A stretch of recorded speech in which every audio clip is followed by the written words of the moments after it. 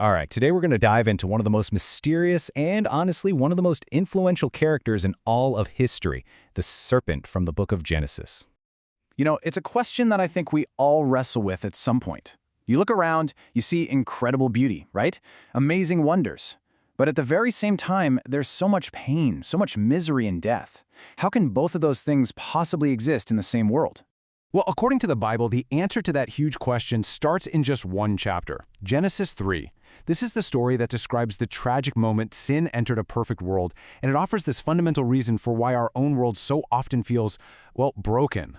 So yeah, we're going to dig into this world-changing event and really look at how this ancient text explains the origin of our estrangement from God, from each other, and even from nature itself.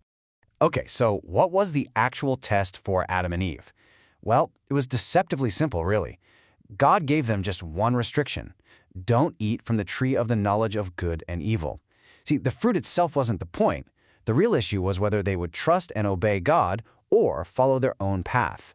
Yeah, there's actually a term for this.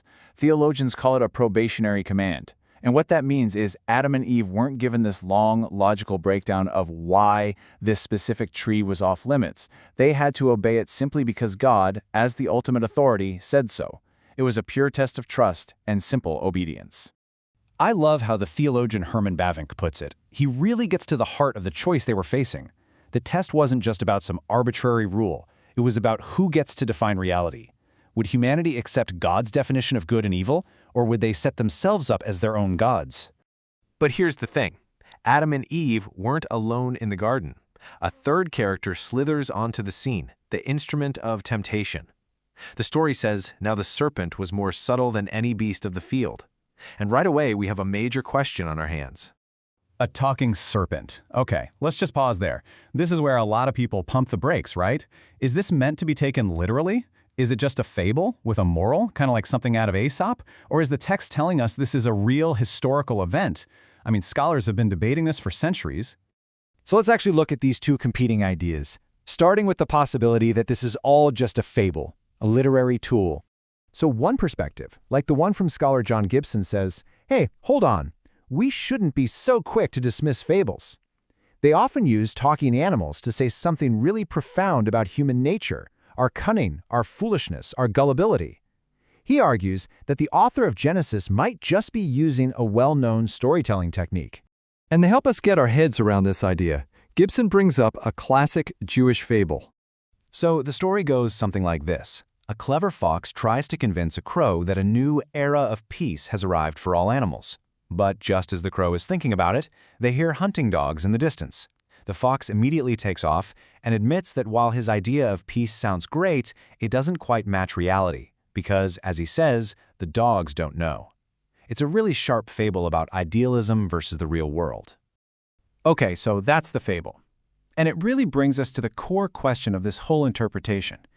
Is the story in Genesis just another clever tale with a moral? Is the talking serpent just a literary device to teach us about temptation? But, and this is a big but, there's a major problem with that theory. You see, later writers in the Bible don't treat this story like a fable at all. Nope, they refer back to it like it was a real foundational event in the history of the world. Just look at the Apostle Paul, writing centuries later. He uses this event as a direct historical comparison. He warns his readers not to be deceived just as the serpent deceived Eve.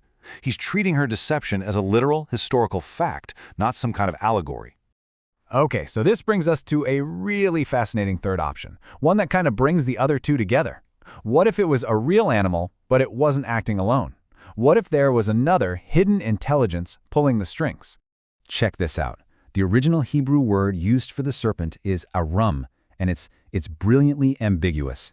On the one hand, it can mean wise or prudent in a good way, but it can also mean crafty, cunning, and deceitful in a really negative way.